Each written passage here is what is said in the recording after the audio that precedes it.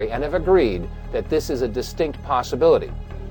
When you couple this with the mysterious flash that occurs on the side of the World Trade Center just as the plane makes contact, I think we can probably agree that there was some sort of an incendiary or an explosive that would serve as a match to ignite the enormous amount of fuel that would be dispersed as soon as the plane hit the building. Let's take another look at this one clip, and you'll notice that the flash is a separate event than the contact of the fuselage as it hits the building. Some folks have stated that the flash was a result of the fuselage making contact with the Trade Center building. But as you can see, the flash is indeed to the right of the fuselage, and in fact, as the fuselage makes contact with the World Trade Tower, you can see a reflection of the flash in the fuselage, which further supports the contention that these are two separate events. Admittedly, what we've seen so far in this presentation is disturbing to say the least. To find that we were not necessarily told the truth about what happened at the Pentagon on September 11th, and now, according to the clips that you've just seen and the testimony that you've just heard, there was a whole lot more to the story when Flight 175 hit the South Tower. Well, I needed more information. I needed more evidence that showed that there was something else going on September 11th. And the only way to get more information was to go to the first plane, Flight 11, the American airliner that hit the North Tower. The French filmmakers, the Naudet brothers, were in New York City doing a documentary about the New York City firefighters. And this clip is the only known footage of the first plane hitting the first tower.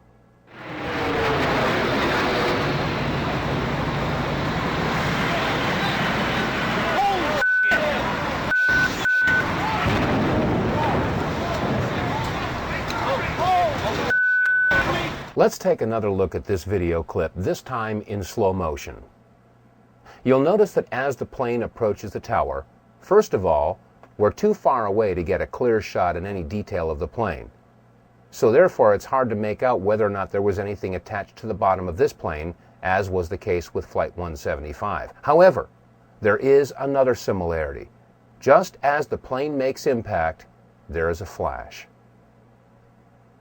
Let's look at it again. And keep in mind that as we watch this plane make impact, this flash occurs just before the plane crashes into the North Tower. This time, as we watch this clip, note the shadow rising from the lower right of the Trade Center tower, and keep in mind that the shadow won't reach the impact point before the plane and vice versa. This is very important because the flash occurs before the shadow and the plane meet. This time, let's look at this clip in reverse. You'll notice that as the plane slowly backs out of the North Tower, it is clear of the tower and then the flash occurs, indicating that the flash occurred before the plane made impact on the North Tower.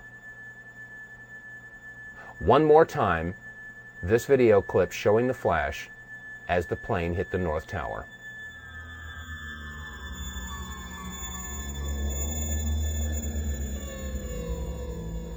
Now, this video clip that we've just examined came again from the Naudet brothers documentary that was being filmed in the streets of New York City on the morning of September 11th. This documentary about the New York City firefighters was going to be assembled at a later date, and it was not televised. In fact, there was no live coverage at all of Flight 11 as it hit the North Tower. After all, it was a surprise attack. So if there was no live television coverage of the first plane hitting the first tower, how do we explain the following comment from George Walker Bush? What was the first thing that went through your head when you heard that a plane crashed into the first?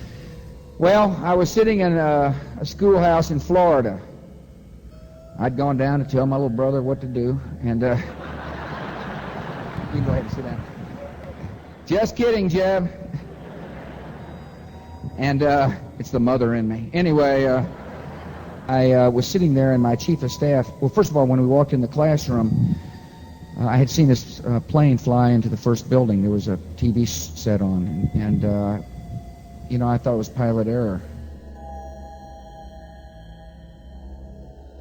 You know, right off the bat, there will probably be some folks out there that will try to minimize or negate what we've discussed in this program and turn it into some sort of a political football. They'll say we're left-wingers, or we're Democrat liberal types, and we're Bush bashing.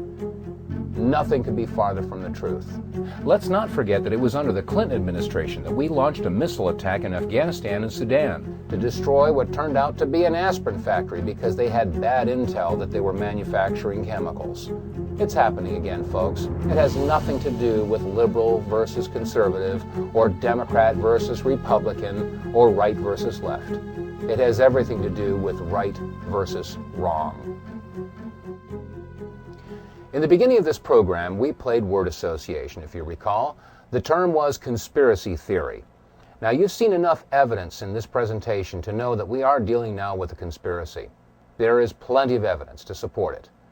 The conspiracy theory, in fact, is the idea that Osama bin Laden had something to do with the attacks of September 11th. Let's not forget that on September 23rd of 2001, Condoleezza Rice, National Security Advisor, had stated that they had evidence that linked bin Laden with the terrorist attacks and that they would release that evidence in due time. Well, America and the world are still waiting for that evidence. And in that time since September 11th, we've launched not one, but 2 wars in Afghanistan and Iraq based upon no evidence or a conspiracy theory. Our war is against evil, not against Islam. We don't hold any religion accountable. We're fighting evil. What we've seen on this video should give us all cause to stop and rethink everything that we've been told about September 11th. The media and our government have relentlessly pounded into Americans' minds that it was terrorists wielding box cutters that were responsible for the attacks in America on September 11th.